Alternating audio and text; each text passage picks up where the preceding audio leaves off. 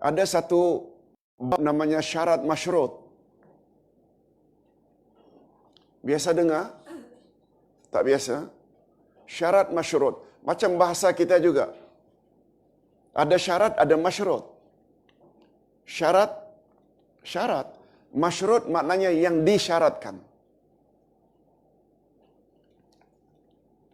Esok umpamanya hari Ahad,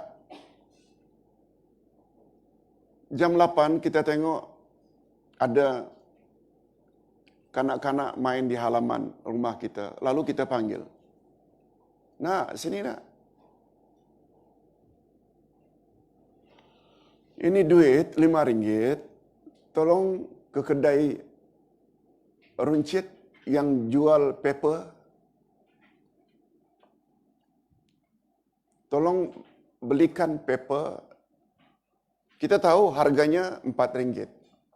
RM4. Duit yang dibagi RM5. Jika kamu dapatkan paper anu-anu, sisa RM1 untuk kamu. Ada tak apabila? Apabila kamu tolong beli pakcik atau atuk paper, lebihnya untuk kamu. Lebihnya untuk kamu itu masyrut, yang disyaratkan. Syaratnya apa? Dia kena beli dulu. Betul tak? Bila dia tak beli, dia tak dapat. Ada kaitan tak syarat dengan masyrut? Macam itu lebih kuranglah. Apabila langit sudah pecah, apabila bintang-bintang bertaibaran, apabila laut naik tanpa dapat ditahan-tahan, maka ketika itu manusia akan tahu bahawa hari itu adalah hari kiamat. Boleh faham maksudnya? Itu ada syarat masyrut. Kiamat terjadi bila itu terjadi. Itu maksudnya. Ustaz teruskan. Bentuk past tense atau sighatul madhi yang menunjukkan masa lampau pada ayat-ayat, tolong ikuti, infatarat, wantasharat, wa fujirat, wa bu'sirat, memberi isyarat bahawa peristiwa-peristiwa tersebut pasti akan berlaku. Tolong ikuti, tahaqququl waqi'i. Seperti firman Allah, ata amrullah fala tasta'jilu.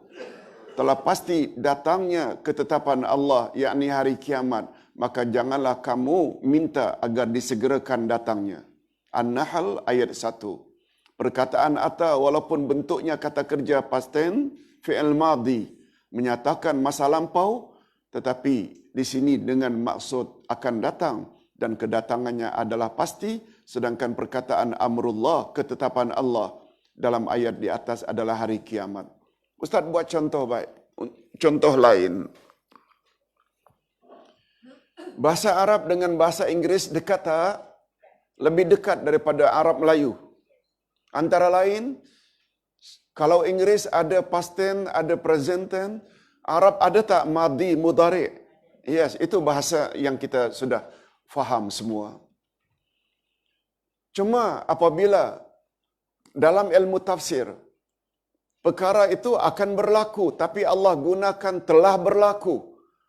Betul tak? Sepatutnya gunakan mudhari', tapi dipakai madhi. Betul tak? Perkara yang akan berlaku, tapi dipakai telah berlaku. Dia gunakan past tense, padahal sepatutnya present tense. Bila itu berlaku, ia membawa makna perkara itu pasti berlaku. Tolong ikuti firman Allah yang paling mudah untuk kita ingat. Idza waqa'atil waqi'ah. Apabila kiamat telah terjadi, waqa'at itu past tense. Present tense-nya taqa'u. Allah tidak menyebut iza taqa'ul waqi'ah, bukan. Apabila kiamat akan terjadi, pakai mudhari atau present tense. Tapi waqa'at maknanya telah berlalu. Maknanya kiamat, betul tak? Pasti akan terjadi. Ya, dia membawa makna pasti akan terjadi. Macam itu. Itu sebabnya sambungan ayatnya, ada yang hafal, ayat keduanya apa? laisa liwaqa'atiha kadzibah. Kejadian kiamat sesuatu yang tak boleh didustakan. Karena dia pasti. Ini contoh saja. Dalam ayat di atas Allah menggambarkan 5 peristiwa besar yang akan berlaku pada hari kiamat. 4 peristiwa akan berlaku setelah tiupan sangkakala pertama, dan 2 daripadanya berlaku di langit, dan 2 lagi berlaku di bumi. Kemudian setelah itu, 1 peristiwa akan berlaku sesudah tiupan sangkakala kedua. Adapun 2 peristiwa berlaku di langit, langit akan terbelah dan bintang-bintang akan jatuh berserakan. Betul tak? Betul tak? Langit terbelah dan bintang itu berada di langit. Sedangkan 2 peristiwa berlaku di bumi pula ialah air laut meluap dan kuburan-kuburan dibongkar. Betul tak kedua-dua terakhir ini berlaku di bumi? Manakala 1 peristiwa berlaku setelah tiupan sangkakala kedua, ialah setiap manusia akan mengetahui apa yang telah mereka kerjakan dan lalaikan.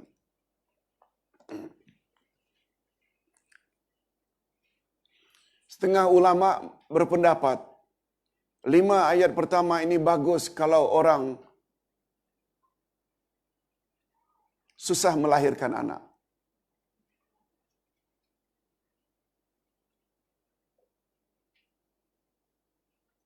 Susah melahirkan anak, baca surat ini. Apa kaitannya Ustaz? Ini Ustaz agak sajalah, agak saja. Ada tak kata-kata apabila langit terbelah? Ada tak kata-kata izas sama'un fatarat? Ada tak kata-kata apabila langit terbelah? Kita baca itu teringat. Mudah-mudahan belahannya lebih besar sehingga baby mudah keluar. Boleh faham maksud saya? Setengah ulama berpendapat pula al-insyiqaq. Selain infitar, insyiqaq juga boleh. Iza sama'un syaqqat. Itu juga membawa makna apabila langit terbelah juga. Boleh faham maksud saya? Bukan seluruhnya 5 ayat pertama saja. Sama ada infitar atau insyiqaq, 5 ayat pertama.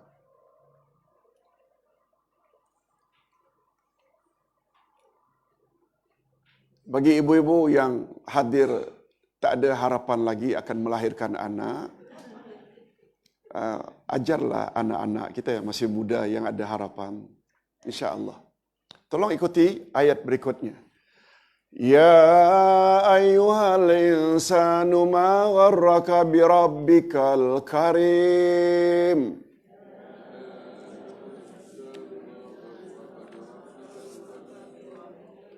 Alladzi khalaqaka fasawwaka fa'adalak. Fi ayyi suratin ma syaa rakkabak.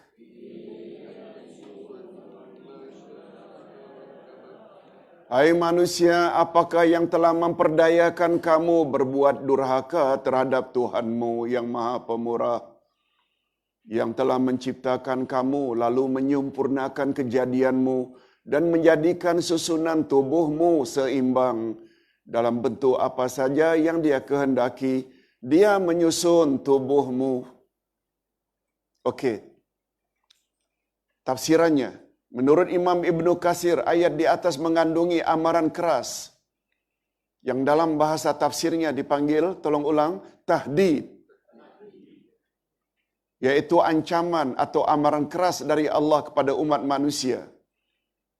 Ia bukan sebagaimana yang diduga oleh setengah manusia, kononnya ia mengandungi isyarat sebagai jawaban bahawa kononnya penyebab utama manusia terberdaya ialah karena kemurkaan Allah. Maaf, karena kemurahan Allah. Tapi maksud ayat yang sebenarnya ialah, hai anak cucu Adam, apakah yang telah memperdayakan kamu sehingga kamu sanggup melakukan maksiat dan durhaka terhadap Tuhanmu yang Maha Pemurah? Lalu kamu balas kemurahannya dengan sesuatu yang tidak layak dan tidak sepatutnya. Menurut Ibnu Umar Ibnu Khattab radhiyallahu anhuma, yang memperdayakan manusia sehingga sanggup membalas kemurahan Allah dengan kemaksiatan dan kedurhakaan adalah apa dia? Kejahilan. Jahil karena kebodohan manusia itu. Demikian juga menurut Abdullah ibnu Umar radhiyallahu anhuma. Tolong ikuti. Gharrahu wallahi jahlu. Yang memperdayakan manusia demi Allah adalah karena kejahilannya. Al-Muqatil berkata, ma gharra bna Adam ghairu hadzal adu asyaitan. Tidak ada yang memperdayakan anak cucu Adam selain musuh utamanya, yaitu syaitan. Hadirin dan hadirat, apa hubungannya syaitan menggoda manusia dengan kejahilan? Ada kaitan tak? Jawabnya ada. Nabi bersabda, tolong ikuti. Faqihun wahidun asyaddu ala syaitan min alfi abid. Satu orang yang ada ilmu agama lebih ditakuti oleh syaitan dari 1000 orang yang banyak beribadat tapi jahil. Betul tak? Faktor ilmu sangat berperanan. Oleh sebab itu yang mudah digoda oleh syaitan orang alim kata orang jahil. Orang jahil. Itu sebabnya karena kejahilan, bahasa kasarnya, mudah tak bagi syaitan untuk kelentong dia. Kelentong sini, kelentong sini. Dia tak jawab macam mana. Ilmu tak ada. Betul tak? Ilmu yang paling menolong kita dapat melawan syaitan, ilmu Quran dan ilmu sunnah. Betul tak? Betul tak Quran sangat benci dengan Al-Quran? Maaf, syaitan sangat benci dengan Al-Quran. Itu sebabnya kata Nabi pada ayat 98 surat An-Nahlu, bila kamu akan baca Quran, awalilah bacaan Al-Quran itu dengan a'udzubillah minasyaitanir rajim. Hadirin dan hadirat rahimakumullah. Apalagi kata Nabi, tolong ikuti, la taj'alu buyutakum qubura innal baita tuqra'u fihi suratul Baqarah la yadkhuluhu syaitan. Jangan kamu biarkan rumahmu sunyi senyap seperti kuburan. Rumah yang dibaca Al-Quran, khasnya surat Al-Baqarah, syaitan tak boleh masuk. Maknanya, bila Quran selalu dibaca di rumah, betul tak syaitan tak boleh masuk? Besar tak peranan Al-Quran? Yes. Hadirin dan hadirat rahimakumullah. Selanjutnya Allah Subhanahu wa taala menjelaskan pada ayat berikutnya bahawa di antara kemurahannya ialah dia telah menciptamu dan menyempurnakan kejadianmu dengan susunan yang seimbang, padahal dia sanggup menciptamu dalam bentuk apapun yang dia kehendaki. Hadirin dan hadirat, Allah Subhanahu wa taala boleh tak menciptakan pertemuan antara sperma ayah dengan telur ibu? Bila dah tercantum terjadi janin, betul tak? Dan janin itu membesar, Allah boleh tak jadikan dia keluar jadi biawak? Boleh tak jadi kucing, harimau, arnab, boleh tak? Tapi Allah tidak jadikan begitu.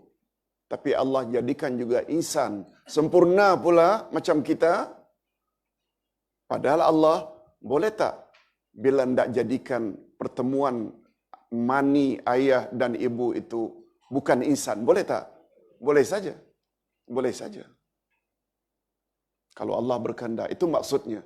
Masya'a rakkaba. Dialah yang menentukan kamu tidak jadi apa. Ikrimah radhiyallahu anhu berkata, jika Allah berkehendak, dia boleh menjadikan manusia dalam bentuk kera atau khinzir. Ini, lihat tu. Kata siapa ni? Ikrimah. Tahu tak siapa tu Ikrimah? Anak Abu Jahal. Anak Abu Jahal. Lihat tu, dengan kuasa Allah dapat hidayah anaknya. Abu Saleh berkata, jika Allah berkehendak, dia boleh menjadikan manusia dalam bentuk anjing atau keledai atau khizir. Qatadah menambah, demi Allah, sesungguhnya Tuhan kita berkuasa berbuat demikian. Menurut pandangan ini, sesungguhnya Allah mampu menjadikan dari mani atau nutfah itu dalam bentuk binatang-binatang yang paling buruk. Tetapi Allah dengan kuasanya atau kudratuh, kelembutannya, lutfuhu, kesantunannya, hilmuhu, telah menjadikan manusia dalam bentuk yang seelok-eloknya, seimbang dan harmoni. Hakikat ini dapat jelas disebut dalam surat At-Tin. Tolong ulang. Laqad khalaqnal insana fi ahsani taqwim. Sesungguhnya kami telah mencipta manusia dalam bentuk yang sebaik-baiknya. As-Sa'di berkata, apakah layak bagi kamu mengkufuri nikmat Allah yang sekian banyak dan kebaikannya yang tidak terhingga? Kedurhakaan manusia tidak akan berlaku kecuali didorong oleh apa tadi? Kejahilannya, kezalimannya dan kedegilannya. Oleh itu, syukurilah Allah karena Dia telah menjadikan tidak menjadikan bentukmu bentuk anjing atau bentuk keledai atau binatang-binatang yang seumpamanya. Oleh sebab itu, hadirin dan hadirat, mendengar majlis-majlis ilmu seperti ini perlu tak dari masa ke semasa? Betul tak? Majlis tafsir seperti ini dia mengandung tak unsur nasihat? Yes.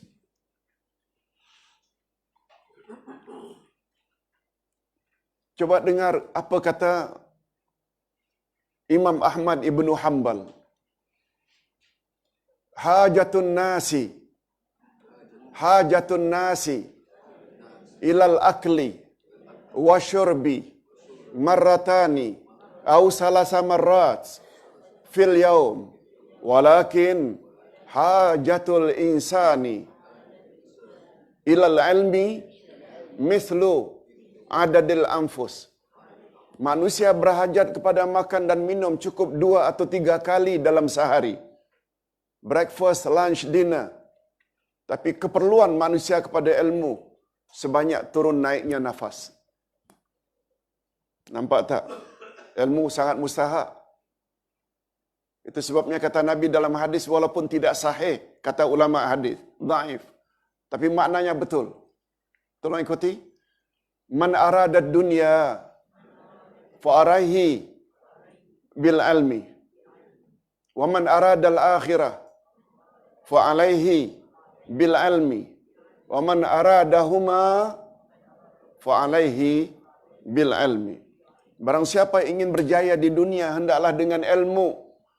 Barang siapa yang ingin berjaya di akhirat, hendaklah dengan ilmu. Dan barang siapa yang ingin berjaya kedua-duanya, hendaklah dengan ilmu. Betul tak? Segala-galanya tak akan sempurna tanpa ilmu. Ibu-ibu, akan sempurna tak keknya, bikin kek tanpa ilmu resipi? KLCC Twin Tower boleh tak tertegak megah macam itu tanpa ilmu pembangunan? Impossible. Betul tak? Itu dunia, lebih-lebih lagi lah akhirat. Musuh kita pula yang bernama iblis atau syaitan, betul tak? Paling suka dengan orang yang jahil. Paling suka dengan orang yang jahil. Hadirin dan hadirat rahimakumullah. Tolong ikuti. Kalla bal tukadzibuna biddin. Wa inna alaikum lahafizin. Kiraman katibina ya'lamuna ma taf'alun.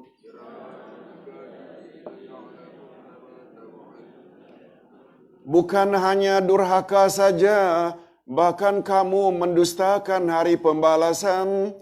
Padahal sesungguhnya bagi kamu ada malaikat-malaikat yang mengawasi pekerjaanmu. yang mulia di sisi Allah dan yang mencatat pekerjaan-kerjaanmu itu. Mereka mengetahui apa yang kamu kerjakan. Allah SWT menerangkan penyebab utama mereka berbuat durhaka pada Allah adalah takzib.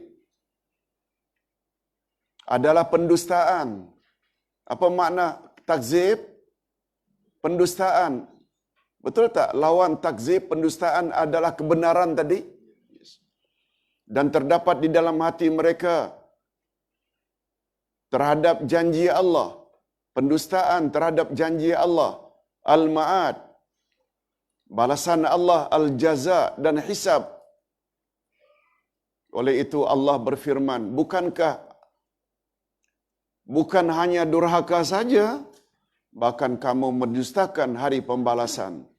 Jadi berpunca daripada tidak adanya perasaan takut terhadap hari berbangkit inilah yang menjadi penyebab utama mereka tidak iltizam, tidak committed dengan mentaati Allah dan menjauhi maksiat. Selanjutnya, Allah memberi peringatan kepada manusia supaya jangan berterus-terusan dalam kelalaian dan keingkaran, karena semua perbuatan mereka dicatat oleh malaikat. Oleh itu kita mestilah memuliakan para malaikat, khususnya malaikat kiraman katibin. Jangan hendaknya kita hadapi mereka dengan perbuatan-perbuatan buruk, karena mereka mencatat semua amalan kita dan mereka mengetahui semua yang kita lakukan. Dalam hal ini Rasulullah sallallahu alaihi wasallam bersabda, tolong ikuti.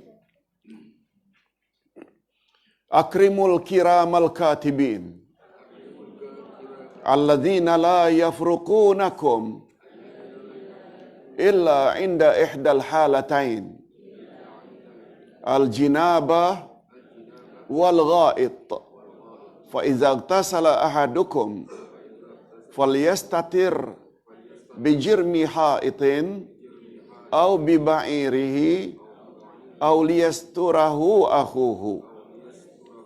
Muliakanlah malaikat kiraman katibin yang tidak berpisah dengan kamu kecuali pada salah satu dari dua keadaan, yaitu ketika junub dan buang air. Jika salah seorang kamu mandi, maka hendaklah ia berlindung di balik dinding atau di balik ontanya atau dilindungi oleh saudaranya. Boleh faham maksudnya? Kita disuruh tak dalam ayat atau hadis ini supaya menghormati kiraman katibin? Yang kerjanya apa? Ibu-ibu dan bapak sekalian, nama lain kiraman katibin, malaikat apa? Raqib, atid. Kiraman katibin. Sama maksudnya.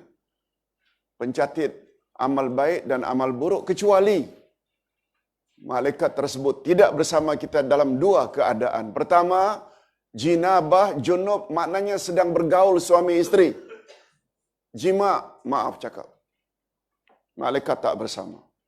Oh, kalau begitu jima dengan pelacur, Ustaz. Malaikat tak catat kau, Ustaz. Nah, itu Ustaz karang-karang lah itu. Oh, kalau begitu tak berdosa, Ustaz. Bukan. Mereka kiraman katibin tidak bersama sebab mereka ada istilah kita deria keenam, sixth sense. Begitu kan namanya? Deria yang keenam melalui penghiduan. Dia dapat menghidu orang dalam tandas ke, orang sedang jima ke, yang dia tu sedang melakukan perkara elok ke tak elok ke. Ini tanpa dia dekat di situ. Boleh faham maksud saya? Yes. Jangan pula, kalau begitu, untunglah kalau tidak buat maksiat biar dalam tandas ya Ustaz. Bukan begitu maksudnya. Malaikat tetap akan mencatat tapi dia tidak bersama. Tidak bersama kepada dua keadaan tadi. Oleh sebab itu bila mandi, kita hendaklah ada dinding. Kalau dalam perjalanan dinding tak ada, macam mana Ustaz? Kita ada kenderaan onta. Hendaklah, kalau ini jalan raya, ada onta, buang air sini. Onta nampak boleh tak? Biarlah dia tak tahu. Dia tak faham. Ya, dia tak faham. Atau kita kan selalu, kalau di Arafah, ada kain. Kan kita pegang satu sana, satu sini, kawan kita buang air. Betul tak? Itu maksudnya. Atau dilindungi oleh manusia. Hadirin dan hadirat, selanjutnya pada ayat-ayat berikutnya Allah menerangkan tentang dua golongan yang akan muncul pada hari kiamat nanti sebagai natijah atau hasil dari catatan malaikat kiraman katibin di dunia. Innal abrara lafi na'im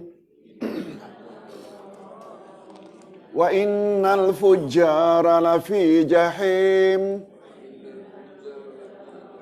yaslawnaha yawmaddin wa ma hum anha bighaibin wa ma adraka ma yawmuddin summa ma adraka ma yawmuddin yawma la tamliku nafsun li nafsin syai'a wal amru yawma idzil lillah. Sesungguhnya orang-orang yang baik, orang yang banyak berbakti, benar-benar berada dalam syurga yang penuh kenikmatan. Tolong ulang. Allahumma ja'alna minhum. Ya Allah, masukkanlah kami ke dalam golongan ini. Itu selalu Nabi bila baca yang baik-baik ini, beliau doa macam itu. Ya Allah, masukkanlah kami ke dalam golongan ini. Tolong ulang sekali lagi. Allahumma ja'alna minhum. Dan sesungguhnya orang-orang yang durhaka benar-benar berada dalam neraka. Nah, terhadap doa ini, ayat ini kita doa apa pula? Na'udzubillahi min zalik. Kami mohon perlindungan-Mu, ya Allah, daripada bernasib demikian. Mereka masuk ke dalamnya pada hari pembalasan dan mereka sekali-kali tidak dapat keluar dari neraka itu. Tahukah kamu apakah hari pembalasan itu? Sekali lagi, tahukah kamu apakah hari pembalasan itu? Yaitu hari ketika seseorang tidak berdaya sedikit pun untuk menolong orang lain dan segala urusan pada hari itu dalam kekuasaan Allah. Ada dua golongan yang dimaksudkan itu. Adapun dua golongan yang dimaksudkan itu, tolong ikuti, al-abrar, yakni orang-orang yang baik, al-fujjar, yaitu orang-orang yang durhaka. Golongan al-abrar, mereka adalah golongan yang melaksanakan kewajiban terhadap Allah dan terhadap hamba-hamba Allah. Boleh tak dengan kata lain mereka lakukan ibadat dan muamalat dengan baik? Boleh tak? Boleh tak dengan kata lain mereka jaga hablum minallah dan hablum minan nas? Mereka tidak membalas kemurkaan Allah dengan perbuatan maksiat. Mereka tidak membalas kemurahan Allah, kebaikan Allah. Mereka tidak balas dengan maksiat. Golongan ini selain taat pada Allah juga banyak berbuat bakti pada ibu bapa dan anak-anaknya. Ini sebagaimana kandungan hadis daripada Umar ibn Khattab. Rasulullah bersabda, "Innama sammahumullahul abrar li'annahum barrul aba'a wal abna." Sesungguhnya Allah menamakan mereka dengan al-abrar, orang-orang yang berbakti, karena mereka berbakti pada ibu bapa dan anak-anak mereka. Rupanya, tanpa kita sadari, berbakti ini bukan hanya terhadap Allah saja. Kita perlu tak berbakti kepada ibu bapa? Kita juga perlu berbakti tak kepada anak-anak? Ya, dengan cara agar semua jadi anak yang saleh. Allah menerangkan di dalam ayat di atas bahawa golongan al-abrar ini akan dibalas oleh Allah dengan kenikmatan jasmani dan rohani di dunia, di alam barzakh dan di alam akhirat. Kita berdoa, ini doanya tadi. Sekali lagi, ya Allahumma ja'alna minhum. Ya Allah, masukkanlah kami ke dalam golongan mereka. Amin ya rabbal alamin. Adapun golongan al-fujjar, mereka adalah golongan yang mengabaikan hak-hak Allah dan hak-hak hambanya. Mereka manusia durhaka yang membalas kebaikan Allah dengan maksiat dan dosa. Allah menerangkan bahawa tempat golongan al-fujjar dalam neraka dan mereka tidak akan dapat keluar daripadanya. Mereka tidak akan berpisah dengan neraka walaupun seketika. Dan siksaan ke atas mereka tidak akan diringankan. Bahkan siksaan akan mereka rasakan kekal abadi selama-lamanya. Keadaan golongan ini digambarkan oleh Allah dalam firman-Nya dalam surah Al-Baqarah. Wa ma hum bikharijina minha. Dan sekali-kali mereka tidak akan keluar daripada api neraka. Kita berdoa, na'udzubillahi min zalik. Tolong ulang. Kami memohon perlindungan kepadamu, ya Allah, daripada mengalami nasib demikian. Demikian ibu-ibu dan bapa sekalian, amalan Rasulullah apabila membaca Al-Quran, bila sampai ayat-ayat syurga, beliau baca doa pertama tadi. Allahumma ja'alna minhum. Bila ayat-ayat tentang neraka atau murka Allah, na'udzubillah min zalik. Begitu senantiasa. Hatta dalam salat. Hatta dalam salat. Nah, selanjutnya Allah mensifati hari kiamat secara garis besarnya atau secara global, betapa dahsyatnya dan sangat menakutkan sehingga ungkapan tersebut diulang sampai 2 kali. Tahukah kamu, tolong ikuti, wa ma adraka ma yaumuddin.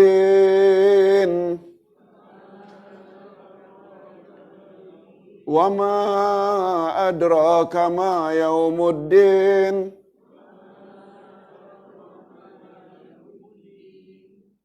Maaf, ada summa ya. Summa ma adraka ma yaumuddin. Tahukah kamu apakah hari pembalasan itu? Sekali lagi, atau kemudian, tahukah kamu apakah hari pembalasan itu? Profesor Wahbah Az-Zuhaili berkata, maksud pengulangan ayat-ayat ini agar kita merenung dengan cermat dan mendalam. Sebab kita manusia sungguh-sungguh mengetahui huru-hara dan ketakutan pada hari itu. Niscaya mereka pasti akan berpisah daripada mentaati Allah walaupun untuk seketika. Dan selanjutnya mereka akan menjauhi maksiat bagaikan jarak antara langit dan bumi. Tetapi sayangnya sungguh banyak manusia yang lalai, lupa dan berpura-pura jahil. Mereka hidup penuh dengan angan-angan dan khayalan dan sangat jauh daripada realiti hidup. Untuk itu, selanjutnya Allah sendiri menafsirkan apa makna Yaumuddin itu. Dan Allah menerangkan hakikat pembalasan yang sebenarnya. Tolong ikuti. Yauma la tamliku nafsun li nafsin syai'a. Wal amru yauma izin lillah. Yaitu hari ketika seseorang tidak berdaya sedikit pun untuk menolong orang lain. Dan segala urusan pada hari itu dalam kekuasaan Allah. Maksudnya, pada hari pembalasan nanti tidak akan ada seorang pun yang dapat memberi manfaat atau menolak mudarat atau bahaya dari seseorang. Kecuali bagi orang yang mendapat keizinan dan keredaan Allah Azza wa Jalla. Bapak-bapak dan ibu-ibu, dalam ayat tersebut ada tak kata-kata lam la tamliku nafsun li nafsin syai'a? Daripada ungkapan itulah akhirnya muncul istilah dalam bahasa Melayu, di akhirat nanti hidup nafsi-nafsi. Apa makna nafsi-nafsi? Ya, individu-individu. Tak ada yang boleh yang tolong. Ustaz teringat pagi tadi ketika menulis untuk Ustaz bentangkan di KJPA hari Senin nanti. Boleh makan masa 1-2 minit? Ustaz sedang menulis juz yang ke-16. Surat Maryam. Ada ayat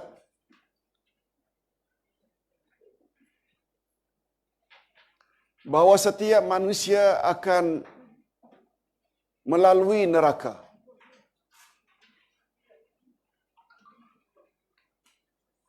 Setiap manusia pasti melalui neraka. Ada yang mengartikan melalui itu masuk.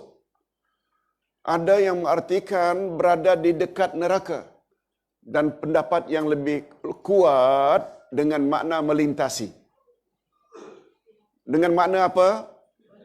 Betul tak? Dari padang mahsyar menuju syurga perlu ada titian tak? Dan neraka di mana? Betul tak? Maknanya melalui neraka.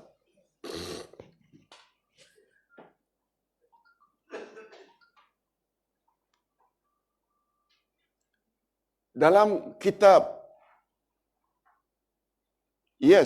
Profesor Wahbah Az-Zuhaili, Tafsir Al-Munir, dia bawa satu riwayat. Abdullah bin Rawahih, seorang sahabat. Beliau sakit. Beliau baring di pangkuan istrinya. Dia menangis.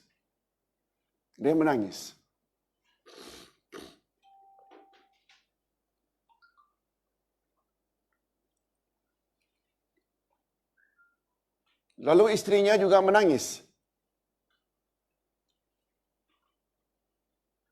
Lalu Abdullah bin Rawahih tanya, "Mengapa engkau menangis?" "Aku menangis karena melihat engkau menangis."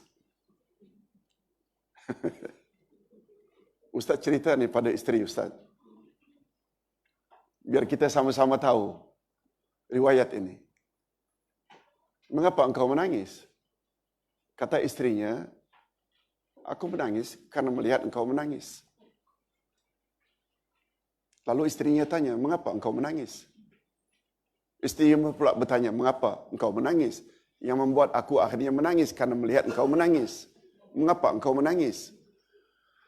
Abdullah bin Rawahim menjawab, "Karena aku terkenang firman Allah, setiap manusia akan melalui neraka."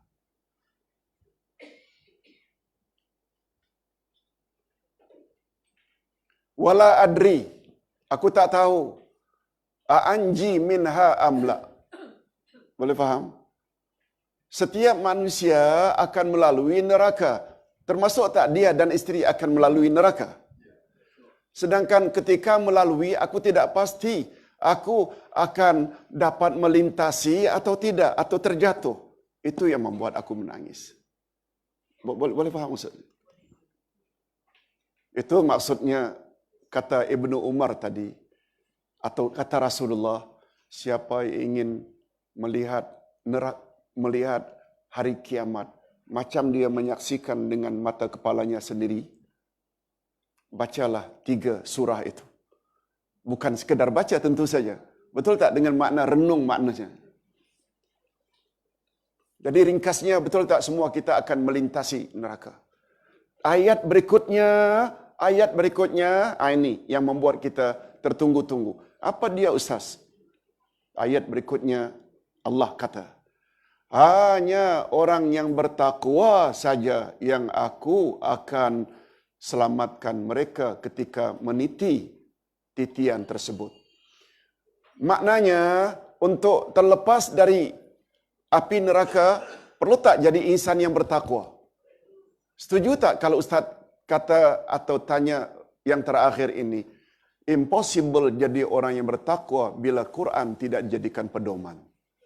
Boleh tak? Ayat 2 surat Al-Baqarah, "Zalikal kitabula raiba fih", sambungannya, "Hudal lil muttaqin." Inilah kitab Al-Quran, tidak ada keraguan sedikit pun, pedoman bagi orang yang bertakwa. Syarat untuk jadi orang bertakwa disebut mula-mula oleh Allah dalam Quran. Mesti jadikan Quran sebagai panduannya.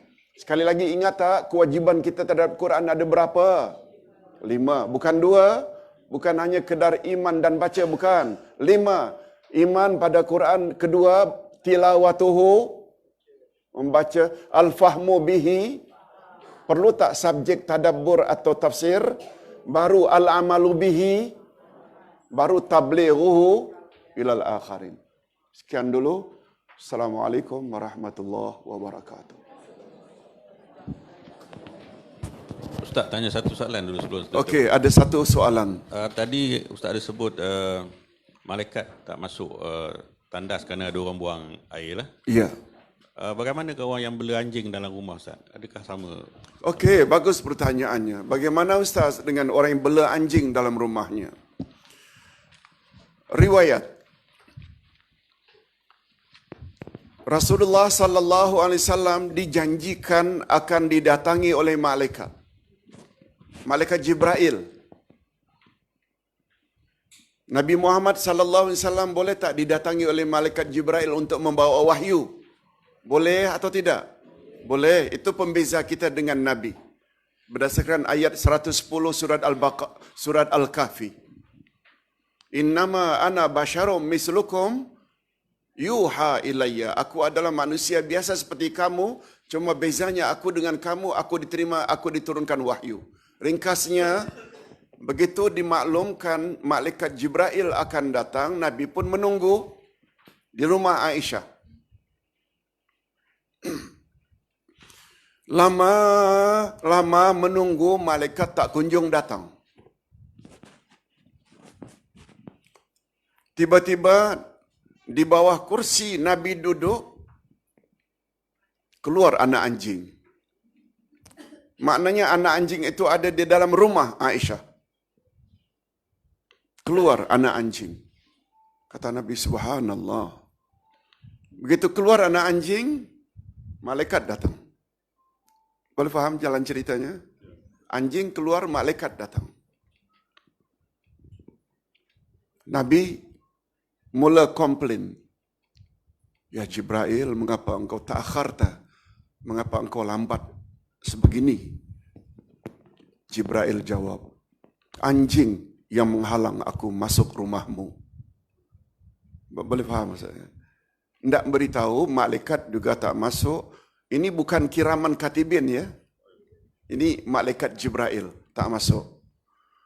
Hadirin dan hadirat, itu sebabnya Nabi Muhammad sallallahu alaihi wasallam sangat melarang jangan ada dalam rumah itu patung dan anjing. Ada dua. Patung dan anjing itu hadis lain.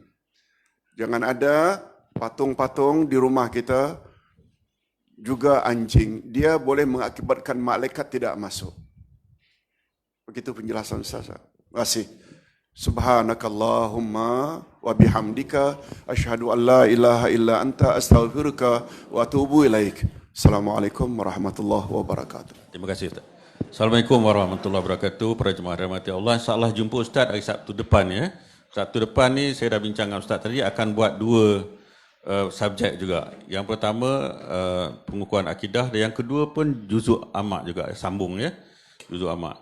Sebab buku ni tebal sangat, jadi ada peluang nak buat dua subjek, kita ambil peluang tu ya.